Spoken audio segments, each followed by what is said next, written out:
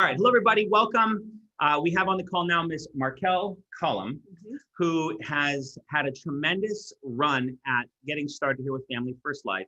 From one, a production standpoint, but two, as a personal growth standpoint. We're gonna talk about both, but just some insight that in the past week, she's submitted over $20,000. And do you have a big background in financial services and life insurance sales? None. None, okay. So anybody can do this. So with that, I'd love for you to just kind of tell the crew a little bit about you, a little background, and kind of how you found your way in Family First Life. Yeah, so I worked at my last company for 9 years with a background in project and retail management. I was actually introduced to FFL through a local sales conference. Full transparency, I went to support my boyfriend with absolutely no intent at all of ever leaving my job. I thought it was my life and my forever, but it made me really curious, you know, and afterward, my boyfriend actually knew Ashley, so I started following her on Instagram, following her posts, and at some point, it just, seeing all of those numbers and all of those people with backgrounds just like mine, I started to realize that my comfortability in my job and the fear of losing that comfortability was literally paralyzing me. I knew the only way to make this work is if I jumped. And so I did. Got it. It's the best thing that's ever happened to me. Okay, so you said a bunch of things. So you're introduced at a sales conference. So over, you said a year ago? Yeah. So you've been watching us for a year. Yeah. Okay. Yeah. Okay, so then what, so comfortability. So you're talking, so you had comfortability at your job. Like, I mean, were you making high six figures? I mean, what defined, I mean, comfortability that you at least had some income coming in? I was comfortable in the sense that I really knew what I was doing. And I'm the type of person that likes to know what I'm doing. And I had a solid paycheck every 2 weeks that paid the bills. Yeah, it was comfortable, but I knew that it wasn't going to get me to the place in life that I want to be. Okay. So no matter how long I did it. Well, these are good epiphanies. Truly. I mean, this is like, these are life's epiphanies that you go, the little life's defining moments. Now, was there something happened at work? Was it something with a boss or something, a coworker? Like what was the switch? Because you've been to a bunch of events. I mean, you've seen us, but there had to have been like, was there a spark? Well, one of the biggest mentors in my life always told me, if you're not uncomfortable, you are not growing.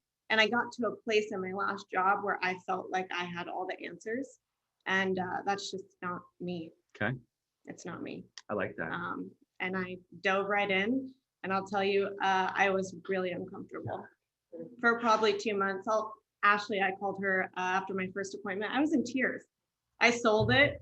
It was a $9,000 submit. Ashley's like, why are you crying? Like, are you okay? And I'm like, well, I don't know what I was doing. Help me. She's like, dude, what's happening right now? You just sold it.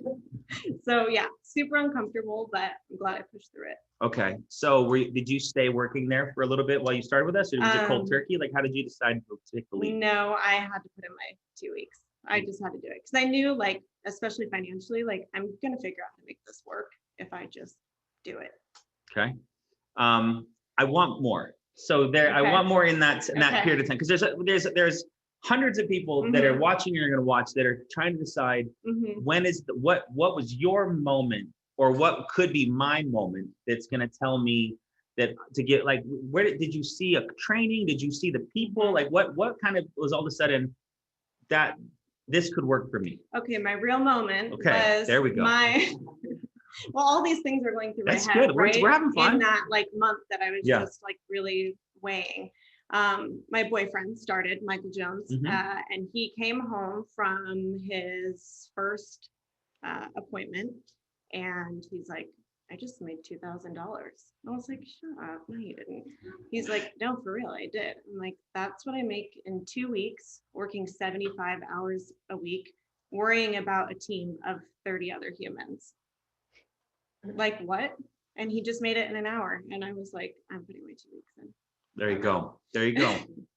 So that was my moment. Okay, that is a moment. That is a moment. So it's him. And then as you start to look into us more, I'm sure you seem very intelligent. You seem very analytical.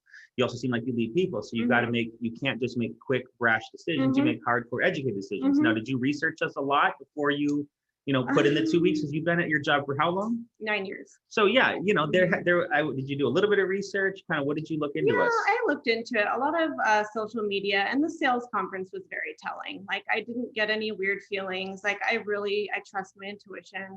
I trust the decisions that I'm making and the people that I'm engaging with.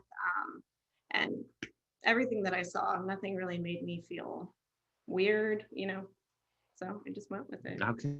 I'm I like, like if it doesn't work out, it doesn't work out. The job will be there. They'll probably take you back, right? You could always, you've been there for 9 years, then, as long as you didn't burn the place down when you left.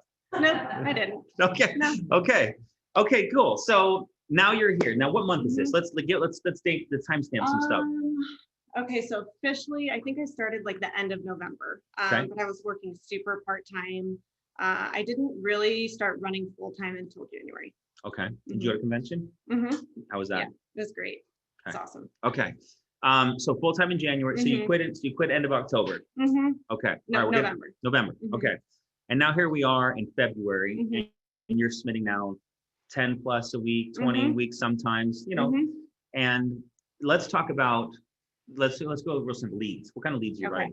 I'd say like 95% of my submitted business is instant internet leads. Amazing. In the beginning of January, when I decided to go full time, I kind of started dabbling in like mortgage mailers, but mostly instant internet. Okay. How do you like those? I love them. So so let's talk about like your phone script when you call them. Do you know it well enough to do it right now? I know you're only you're like 60 days in, but I don't want to put you on the spot, but do you know, well, because there's people going, well, what does she say when she, like, at least open, you don't do the whole verification, but like, how do you get their attention from that instant lead? I mean, I just follow the script. I do actually think that my strength is at the end of the phone call. Let's hear both. Okay, so ring. Hello? Hi, Grady. Yes. Hey, Grady, this is Markelle. I am getting back to you in response to a life insurance request that you submitted. I have your date of birth as 1/7/1979. Is that correct? That's correct. Awesome. And your address 123 Success Lane. Is Correct. that still current? That's still current. Yep. Okay, perfect. So Grady, I am the medical field underwriter assigned to getting this information out to you. And these are non-medical programs. So no blood tests, no urine tests. I simply just have to come out, make sure that you are in fact Grady and that you're not hooked up to a hospital bed full-time or anything like that. That's not you, right? No. Okay, perfect. Good to hear. So the reason for my call is they have me dispatched in your area the next couple days. Are you working or are you retired? I'm retired. Okay, perfect. Do you have any doctor's appointments or anything like that tomorrow? No, not tomorrow. Okay, perfect. Are you more of a morning or afternoon person? Morning. Okay, awesome. I have an 8:15 or a 9:30 available. Which do you prefer? 8:15. Okay, perfect. I'll put you down here for 8:15. Grady, can you grab a pen and paper for me? I want you to jot some notes down. Yeah. Okay, I'm gonna have you write down my first name, spell it out. Okay. And then our appointment time, which is tomorrow, February 19th at 8:15 in the morning. And I'm going to give you a confirmation code for your security. You ready? Ooh, I like that. Yes, I'm ready. Okay. It's AZ40KM. Can you repeat that back to me? AZ40KM. Perfect.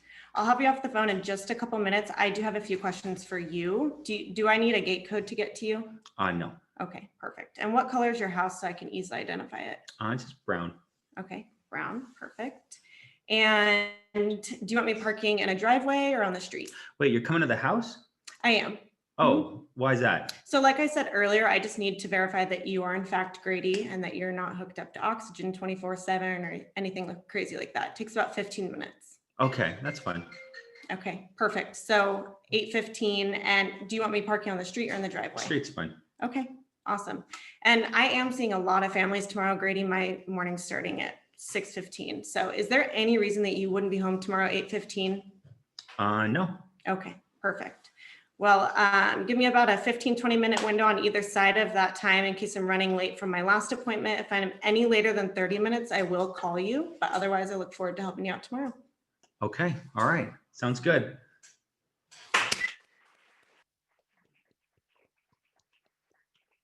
Good. Great. For your security, that's clever and good, and it's it's great, it's intense. And then if I'm any later than 30 minutes, I'll give you a call, which shows that you are thoughtful, and that you are busy. Now I start my morning at 6:15. That's very good too. It shows that you're a hard worker. It shows that you're driven. The only thing that I found more success in, and where you might get a hang up, is the 8:15 or 9:30. It sounds like this is going to be an hour. That's what it sounds like. Yeah. So one of the things I've always heard people say is 8:15 or 8:45, which works better for you. Okay. Right? They get to power. I told you 15 minutes. It sounds like 15 minutes. Perfect. You must be running all around my neighbors. And it's more, it just seems, right? If they're busy, or you're catching them, or they're busy, or they're skeptical, or they're not as easy, if they're not lay downs like I was, that it just puts you in a position where you're like, listen, it's 8:15 or 45. I got to get on the road. Yeah. Right. So but overall, we see why you're doing great. Thanks. All right. That was awesome. Okay. So let's talk about in-home. Like how's it, I mean, anything that maybe you feel that is unique to you, or that you do, or that you try to kind of maybe set up in the home, any specific stories you tell that maybe are personal to you, that you find to have a good success with getting the clients understand what's going on? So I want to kind of preface my answer by saying, like, I stick to the script. I do what everybody else is doing with the results that I want. I watch a lot of videos, and I stay really coachable. So I do want to start by saying I don't do anything special. Okay. I really don't. I only know what I know at this point. I think the biggest thing that has really changed my business in the last 6 weeks is mindset, and specifically belief. Okay. So sitting 20, 30, 40 appointments, I started to gain the confidence in myself as a professional that I have the skills to meet this person's need. I believe that I am the professional with the skills to do it.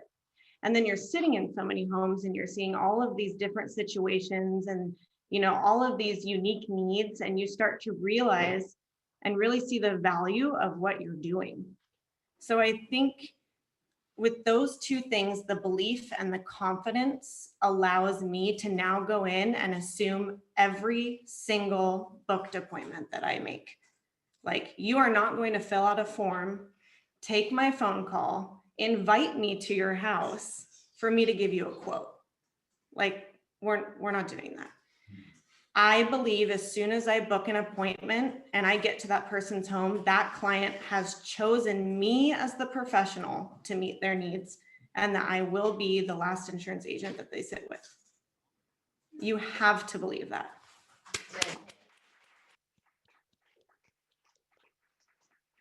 It's so true. I mean, you have to believe that. They feel if a bad agent goes in and gives them a bad experience, and then they throw them in for something they can't get approved on. Now they got to mark on their MIB. They try to apply with someone else. They get to, there's so many things that we come across as producers and agents and protectors of families, that to have the belief that you have that this person, just as you went through it, filled this out. I'm here at the house. We need to get this resolved because there's clearly a need. Otherwise, you wouldn't have clicked this and gone through 15 questions online and then waiting. And then you answer the phone. And now I'm here.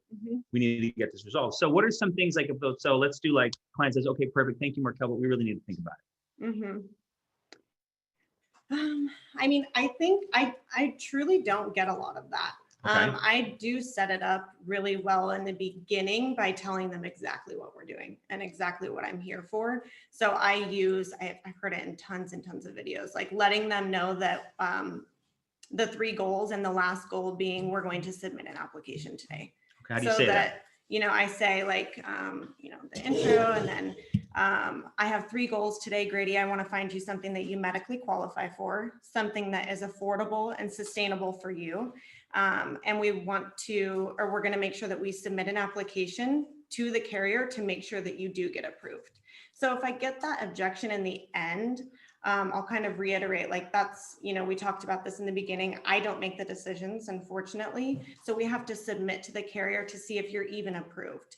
And if it becomes like, if I can see them getting uncomfortable, I'll say things like, you've got 30 days, you've got my business card, you've got my number, you call me if you have questions or if we need to adjust the amount or anything, but we have to submit it before I leave today. Like, I can't leave here without feeling like I at least made every attempt to protect you and your family. So what's your social? It's good. You having fun doing this? I am. Like what? I am. Like what's life like now? I totally am. Life now, like I mean, we're still fairly green novice, baby in this industry, but like, can you think back, 6 months ago to what you were doing for work and now what you do for work? I was so bored. I really was. I just I expected so much every day. I knew exactly what I was going into. I feel like here every single day I'm learning something new, and I love that. I call Ashley or Marissa after every appointment, whether it goes well or it doesn't, just for the constant coaching. And so I always feel like I mean, it sounds corny, but I really do feel like I'm just becoming a stronger person, and I'm leveling up literally every single day. But you have to create that for yourself. It's not corny. It's corny because of the people that we oftentimes spent the majority of our life with, is that's not what they do, right? If they, listen to self-help books and listen to personal development audios and watching trainings for 6 hours a day and taking notes and then reading them in bed with the flashlight because you don't want to wake up Michael, right? But doing everything you can to try to grow and evolve yourself. It's society deems it corny because society's view of discipline is Sweet and Low and Bud Light and McDonald's, right? I mean, but in this world, it is the opposite, right? Here we get up early and we dial till the job gets done, and we door knock at 9:15 at night because the guy said he'd be home. And I mean, that's so I love that watching you evolve in this is so. I mean, you almost can reflect back and go, the person you were was a good person, but now you're like. You like who you're becoming. Oh yeah. Yeah. And I mean, it's only been a couple months. I can't even imagine who I'll be in a year. I'm excited to watch this back. Yeah, that's right. Right. Me too. So cool. So any final tips for any brand new producers or people on the cusp, or people out there and still in their career that they've been there for 9 years also, and they're scared to death to swipe their card for leads? For sure. To the brand new agent, I will say the most important thing I cannot stress enough is activity. Activity. There is literally no way to fail at this if you put enough work into it. Absolutely no way to fail. So keep moving. There's good days and bad days. There's hard weeks.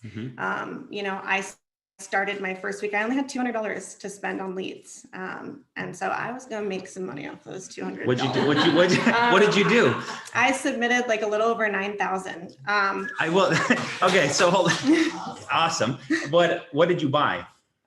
Instance, not really by choice, but because it's the only thing I could afford. So I was just like, what can I do with $200 for people? And Ashley's like, buy as many instant internet leads as you can. And so I did. And, dude, I exhausted every single one of those leads. I door knocked for 13 hours one day. I called people 16 times, and then they finally pick up. I'm like, oh, Bob, you're live. So happy that I finally got in touch with you. When we're dealing with final expense, I get worried, man. That's good. I'm just like, dude, no, I'm coming to your house. I got to come over. I'm going to get in trouble. Bob, I'm coming. Yeah. I got to sign off on this. You have to keep moving. The second that you stop, it just toxic stuff runs through your mind. So you just have to keep moving and making it happen for yourself. And I always tell the people that are newer too, those leads that you haven't reached yet, they just don't know that they need your help yet. So if they're not picking up the phone, get out there and speak to them face to face and show them how much they need you. You don't need them, but they need you. I love it. Well, thank you so much. Thank you for joining us. Thank you for tearing it up. You keep leading by example. Keep pointing at you as a great example of how to work hard. 9 years, same place. Took a leap of faith. Came to some events. Watched $200, but exhausted them and chased Bob down with 16 dials and got in the home, and now his family's protected. So great job. Thanks. Thank you for sharing. Thanks for having me. Thank you.